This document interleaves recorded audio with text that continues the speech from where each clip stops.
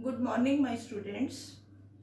In my previous video, I've told you how many types of alphabets in English grammar is there. In English language, there are 26 alphabets. We can write that alphabets in small letters also and in capital letters also. I've also told in that one video how intermingle language of Hindi and English can be a successful while we are learning English language. I've told you when we are dealing with chota, bada, choti, badi, chota u, bada u, we are dealing with vowel parts जिन्हें हिंदी में हम स्वर कहते हैं. When we are dealing with ka, kha, ga and everything, all the alphabets in Hindi, they are called consonant. Formation of language can be possible with the help of consonant and vowel as well.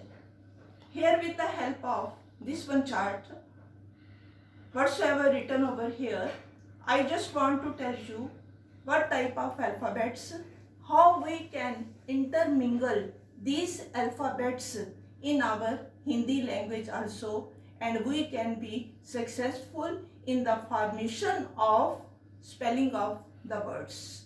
How it can be possible, you can have a glance over this. Here are alphabets. There are how many alphabets? 26 alphabets. Then is kinds of alphabets. There are two type of alphabets. One is capital letter.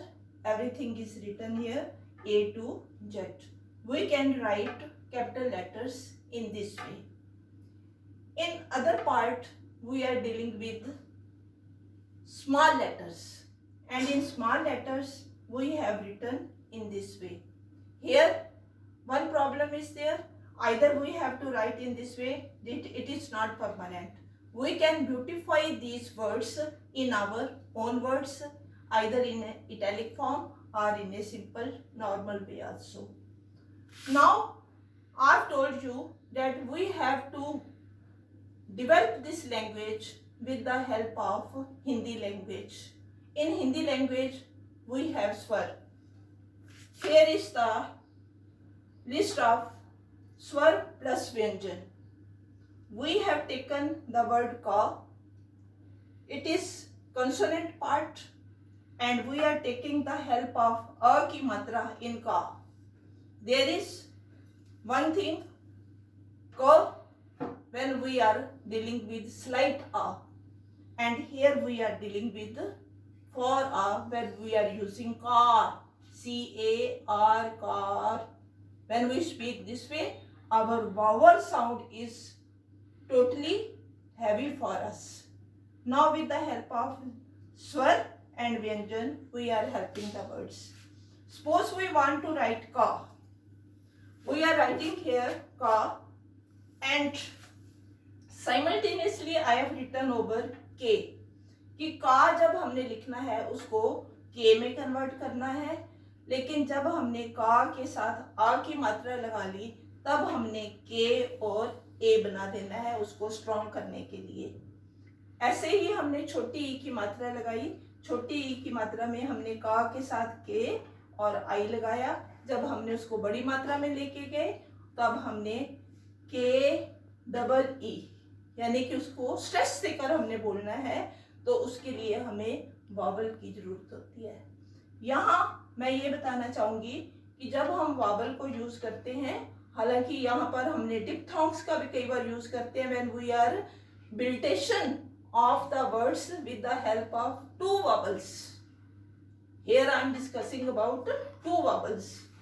So this is छोटा, this is बड़ा, this is छोटी, this is बड़ी, this is छोटा u k u, and this is बड़ा u k double o. In the same way, छोटा बड़ा से जैसे हमने देखते हैं ए की मात्रा, इन छोटी ए की मात्रा के ई, बड़ी ए की मात्रा के आई, बड़े ओ की मात्रा, छोटे ओ की मात्रा के ओ, बड़े ओ की मात्रा के ए यू। यहाँ पर आप स्पेलिंग बनाना साथ साथ में सीख रहे हैं कि with the help of this words, Hindi words, with the help of the English words and with the help of the मात्रास जो हम हिंदी में यूज करते हैं। तो यहाँ पर मैंने हर एक शब्द का लिखा है और जितने मेरे व्यूअर्स इसको देख रहे हैं, आपने जैसे का को मैंने डील किया, आपने पूरा डील करना है। का, खा, गा जो पार्ट है एन प्लस जी की आवाज आती है, वो हमारी नेजल साउंड होती है। मैं उसकी बात आपके आगे नहीं कर रही हूँ। हमने नेजल साउंड वाले कॉलम को बिल्कुल छोड़ देना है। जो लास्ट में आता है क, ख, ग, घ, शब्द है, जैसे हमने रिंग शब्द बोलना है तो एन की भी आवाज आती है और जी की भी आवाज आ रही है, तो वो नेजल साउंड है। मैं नेजल साउंड की बात नहीं कर रही, मैं सिर्फ व्यंजन की बात करती हूँ कि स्वर और व्यंजन को मिलाकर हमारे स्पेलिंग का निर्माण कैसे होता है। तो आप अपनी कॉपी के ऊपर ये सारे उतारते हुए, इन सब का अभ्यास करते हुए, पहले आप लिखोगे कॉपी के ऊपर, फिर बोलने का अभ्यास करोगे और धीरे धीरे आपको स्पेलिंग बनाना अपने आप ही आता जाएगा। अब मैं आपको एक, हालांकि ये नेक्स्ट लेसन में आना चाहिए था, लेकिन मैं इसके साथ ही आपको बताती हूँ कि हमारी इस इंग्लिश लैंग्वेज में न्यूमरल्स कैसे चलते हैं। न्यूमरल्स से जब भी मैं न्यूमरल्स की बात करती हूँ तो मैं डिफरेंट काइंड ऑफ न्यूमरल्स की बात करती हूँ। मैं 1 2 3 की बात करती हूँ, ONE 1 TWO। मैं फर्स्ट, सेकंड और थर्ड की भी बात करती हूँ। मैं सालों की भी बात करती हूँ, दिनों की भी बात करती हूँ, घंटों की भी बात करती हूँ, मिनट, सेकेंड्स और मौसम्स, ऑटम, स्प्रिंग, रेनी सीजन, ये सारा जो हमारा टाइम पीरियड शो करते हैं, उन न्यूमरल्स के बारे में भी बातचीत कर रही हूँ। यहाँ आप देखते हो मैंने न्यूमरल्स को लिखा हुआ है। इन न्यूमरल्स में मैंने एक न्यूमरल्स को हम कैसे लिख सकते हैं, ONE 1 2 3 in this way, and in second time first, second, third, fourth, fifth, sixth, seventh, eighth in this way, and in other part, in third part we are indicating time here, yesterday, today, tomorrow। तो ये हमारे, आप देखो time को indicate करते हैं। these are also called numerals। ये हमारी संख्या को, ये हमारे टाइम के बारे में बता रहे हैं। और इसी के साथ ये न्यूमरल्स की जब हम बात करते हैं, हम सिंगुलर की भी बात करते हैं, प्लूरल की भी बात करते हैं, और इसी को हम सिंगल भी कह सकते हैं, डबल भी कह सकते हैं, ट्रिपल भी कह सकते हैं, 4 fold, 5 fold, 6 fold, 7। In this way we can continue our counting. तो जब जो भी बच्चे देख रहे हैं, सबसे पहले आपने अल्फाबेट को सीख लेना है, फिर आपने कैपिटल लेटर में भी लिखने का अभ्यास करना है, फिर आपने स्मॉल लेटर में भी लिखने का अभ्यास करना है, फिर हिंदी के साथ लिखने का अभ्यास करना है, फिर हमने देखना है हमारे नंबर्स कैसे चलते हैं, 1 2 3 कैसे चलता है, ये भी आपने देखना है, फर्स्ट सेकंड कैसे चलता है, फिर टाइम कैसे चलता है, फिर उनको हम सिंगल, डबल, ट्रिपल, फोल्ड में कैसे लिख सकते हैं, उसके बारे में आपको बताया।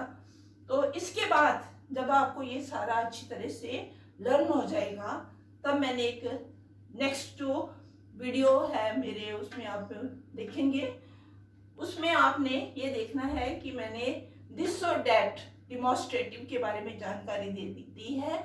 जैसे ही आपका ये लेसन पूरा हो जाएगा, you will go through that one video and it will help you to interlink all these words. With the help of these words, I'm going to close my video, and if you must have liked this video, you have to like and subscribe. Thank you, so nice of you.